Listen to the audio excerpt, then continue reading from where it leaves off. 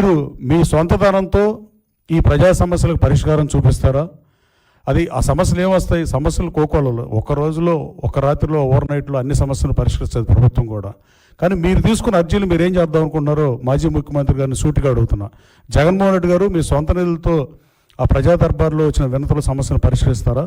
లేకపోతే మా ప్రభుత్వానికి పంపిస్తారా? మీరు శాసనసభకు రావట్లేదు కదా, లేకపోతే మేమే పంపిస్తే అర్జీలన్నా ఇస్తారా?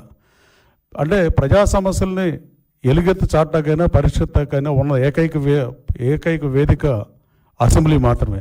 కానీ ఆ అసెంబ్లీకి రానని అలగటం పరాకాష్ఠగా నేను భావిస్తున్నా.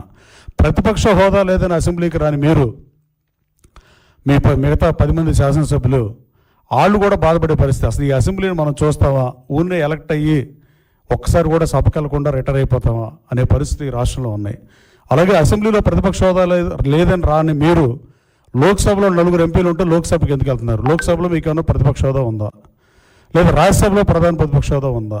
అంటే ఇక్కడ ఆంధ్రప్రదేశ్ రాష్ట్రంలో ఒక తీరు, ఢిల్లీలో ఒక తీరు నడపడం దిగజారిన రాజకీయ విలువకి మీ పార్టీ అర్థం పడుతుందని నేను భావిస్తున్నా. మానేస్తే అన్నిసార్లు మానేయాలి. మీకు ప్రతిపక్ష హోదా ప్రజలు ఇవ్వలేదు కాబట్టి. అదే ఆంధ్ర రాష్ట్ర ప్రజలు మీకు 11 సీట్లు ఎక్కడిచ్చారు? 4 సీట్లు లోక్సభలో ఇచ్చారు. అట్లాంటి మీరు లోక్సభకి ఎందుకు వెళ్తున్నారు? ఆంధ్రప్రదేశ్ అసెంబ్లీకి ఎందుకు రావట్లా? అలాగే నేను చెప్పినట్టు డిబేట్కి ఫస్ట్ 6 నెలలు ప్రభుత్వం ఏర్పడిన తర్వాత ఆ రోజున మీ ప్రభుత్వం ఏర్పడినప్పుడున్న ఆర్థిక పరిస్థితి ఏంటి, ఇవాళ ఆర్థిక పరిస్థితిని ఖజానాని మీరు ఎలా చెప్పారు? 45 సంవత్సరాల నుంచి రాజకీయాల్లో ఉన్న ముఖ్యమంత్రికి ఇలాంటి సమస్య ఎప్పుడూ చూడలేదంటే అది మీ పాలనకి అర్థం పడుతుంది. అది దయచేసి తెలుసుకోవాల్సిందిగా మీడియా సోదరుల ద్వారా మిమ్మల్ని కోరుతున్నా. అలాగే మొన్న వరదలు వచ్చినప్పుడు మీ పార్టీ ప్రవర్తించిన తీరు చాలా బాధాకరం. 16 మంది పోటీ చేస్తే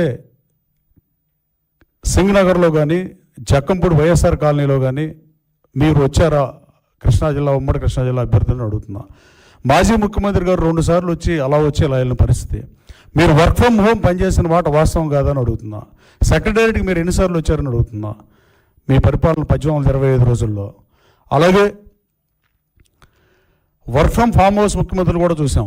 కానీ గౌరవ ముఖ్యమంత్రి గారు 74 సంవత్సరాల వయసులో వర్క్ ఫ్రమ్ సైట్ కానీ వర్క్ ఫ్రమ్ బస్ కానీ ఇలా పనిచేసింది మీరు కనపట్టలేదా? మీరు చూడలేదా?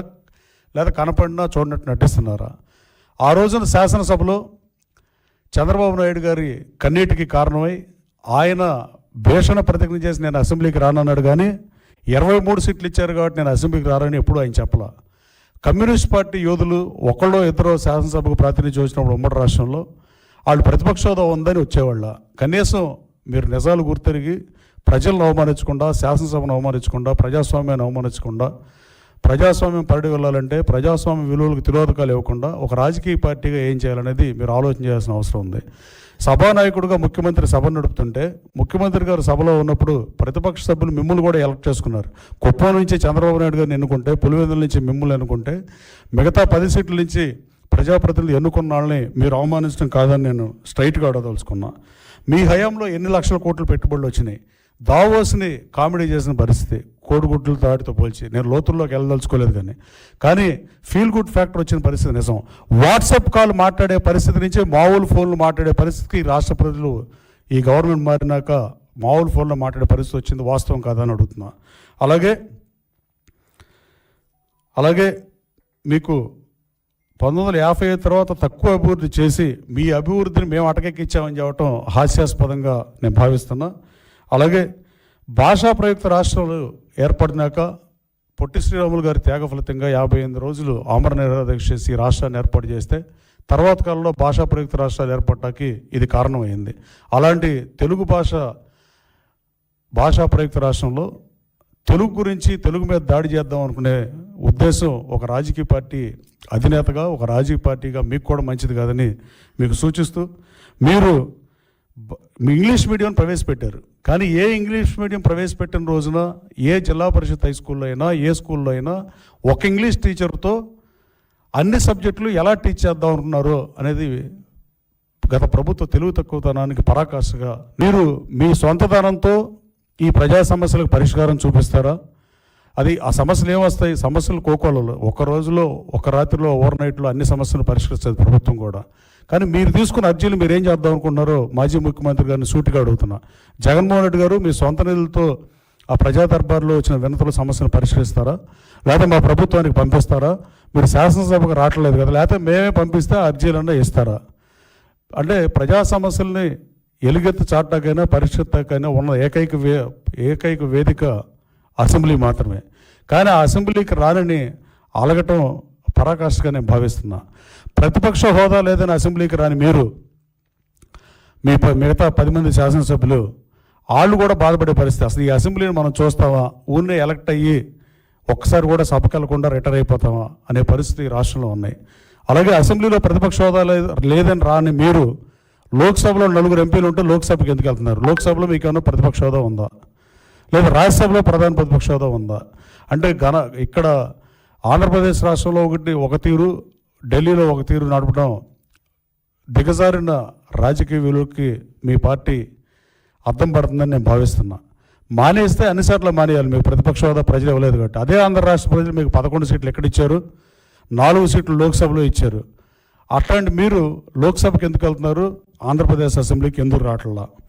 అలాగే నేను చెప్పినట్టు డిబేట్కి ఫస్ట్ 6 నెలలు ప్రభుత్వం ఏర్పడిన తర్వాత ఆ రోజున మీ ప్రభుత్వం ఏర్పడినప్పుడున్న ఆర్థిక పరిస్థితి ఏంటి, ఇవాళ ఆర్థిక పరిస్థితి ఖజానాని మీరు ఎలా అప్పచెప్పారు? 45 సంవత్సరాల నుంచి రాజకీయాల్లో ఉన్న ముఖ్యమంత్రికి ఇలాంటి సమస్య ఎప్పుడూ చూడలేదంటే అది మీ పాలనకి అర్థం పడుతుంది. అది దయచేసి తెలుసుకోవాల్సిందిగా మీడియా సోదరుల ద్వారా మిమ్మల్ని కోరుతున్నా. అలాగే మొన్న వరదలు వచ్చినప్పుడు మీ పార్టీ ప్రవర్తించిన తీరు చాలా బాధాకరం. 16 మంది పోటీ చేస్తే సింగనగర్లో కానీ జక్కంపూడి వైఎస్ఆర్ కాలనీలో కానీ మీరు వచ్చారా? కృష్ణా జిల్లా, ఉమ్మడి కృష్ణా జిల్లా అభ్యర్థులను అడుగుతున్నా. మాజీ ముఖ్యమంత్రి గారు 2 సార్లు వచ్చి అలా వెళ్ళిన పరిస్థితి. మీరు వర్క్ ఫ్రమ్ హోమ్ పనిచేసిన మాట వాస్తవం కాదని అడుగుతున్నా. సెక్రటేరియట్కి మీరు ఎన్నిసార్లు వచ్చారని అడుగుతున్నా మీ పరిపాలన 1825 రోజుల్లో. అలాగే వర్క్ ఫ్రమ్ ఫామ్ హౌస్ ముఖ్యమంత్రులు కూడా చూసాం. కానీ గౌరవ ముఖ్యమంత్రి గారు 74 సంవత్సరాల వయసులో వర్క్ ఫ్రమ్ సైట్ కానీ వర్క్ ఫ్రమ్ బస్ కానీ ఇలా పనిచేసింది మీరు కనపట్టలేదా? మీరు చూడలేదా? లేదా కనపడినా చూడనట్టు నటిస్తున్నారా? ఆ రోజున శాసనసభలో చంద్రబాబు నాయుడు గారి కన్నీటికి కారణమై ఆయన భీషణ ప్రతిజ్ఞ చేసి నేను అసెంబ్లీకి రానన్నాడు. కానీ 23 సీట్లు ఇచ్చారు కాబట్టి నేను అసెంబ్లీకి రానని ఎప్పుడూ ఆయన చెప్పలా. కమ్యూనిస్ట్ పార్టీ యోధులు ఒకళ్ళో ఇద్దరో శాసనసభకు ప్రాతినిధ్యం వచ్చినప్పుడు ఉమ్మడి రాష్ట్రంలో వాళ్ళు ప్రతిపక్ష హోదా ఉందని వచ్చేవాళ్ళ. కనీసం మీరు నిజాలు గుర్తెరిగి ప్రజలను అవమానించకుండా, శాసనసభను అవమానించకుండా, ప్రజాస్వామ్యాన్ని అవమానించకుండా, ప్రజాస్వామ్యం పరిడి వెళ్ళాలంటే ప్రజాస్వామ్య విలువలకు తిరోధకాలు ఇవ్వకుండా ఒక రాజకీయ పార్టీగా ఏం చేయాలనేది మీరు ఆలోచన చేయాల్సిన అవసరం ఉంది. సభానాయకుడిగా ముఖ్యమంత్రి సభ నడుపుతుంటే ముఖ్యమంత్రి గారు సభలో ఉన్నప్పుడు ప్రతిపక్ష సభ్యులు మిమ్మల్ని కూడా ఎలక్ట్ చేసుకున్నారు. కుప్పం నుంచి చంద్రబాబు నాయుడు గారిని ఎన్నుకుంటే, పులివెందుల నుంచి మిమ్మల్ని ఎన్నుకుంటే, మిగతా 10 సీట్ల నుంచి ప్రజాప్రతినిధులు ఎన్నుకున్న వాళ్ళని మీరు అవమానించడం కాదని నేను స్ట్రైట్గా అడగదలుచుకున్నా. మీ హయాంలో ఎన్ని లక్షల కోట్లు పెట్టుబడులు వచ్చినాయి? దావోస్ని కామెడీ చేసిన పరిస్థితి కోడిగుడ్లు దాటితో పోల్చి. నేను లోతుల్లోకి వెళ్ళదలుచుకోలేదు కానీ ఫీల్ గుడ్ ఫ్యాక్టర్ వచ్చిన పరిస్థితి నిజం. వాట్సాప్ కాల్ మాట్లాడే పరిస్థితి నుంచి మామూలు ఫోన్లు మాట్లాడే పరిస్థితికి రాష్ట్ర ప్రజలు ఈ గవర్నమెంట్ మారినాక మామూలు ఫోన్లో మాట్లాడే పరిస్థితి వచ్చింది. వాస్తవం కాదని అడుగుతున్నా. అలాగే మీకు 1955 తర్వాత తక్కువ అభివృద్ధి చేసి మీ అభివృద్ధిని మేము అటకెక్కించామని చెప్పడం హాస్యాస్పదంగా నేను భావిస్తున్నా.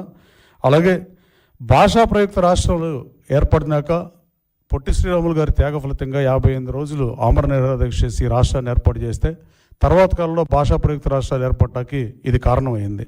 అలాంటి తెలుగు భాషా ప్రయుక్త రాష్ట్రంలో తెలుగు గురించి, తెలుగు మీద దాడి చేద్దాం అనుకునే ఉద్దేశం ఒక రాజకీయ పార్టీ అధినేతగా, ఒక రాజకీయ పార్టీగా మీకు కూడా మంచిది కాదని మీకు సూచిస్తూ, మీరు ఇంగ్లీష్ మీడియం ప్రవేశపెట్టారు. కానీ ఏ ఇంగ్లీష్ మీడియం ప్రవేశపెట్టిన రోజున ఏ జిల్లా పరిషత్ హై స్కూల్లో అయినా, ఏ స్కూల్లో అయినా ఒక ఇంగ్లీష్ టీచర్తో అన్ని సబ్జెక్టులు ఎలా టీచ్ చేద్దాం అనుకున్నారో అనేది గత ప్రభుత్వ తెలుగు తక్కువతనానికి పరాకాష్ఠగా నేను భావిస్తున్నా.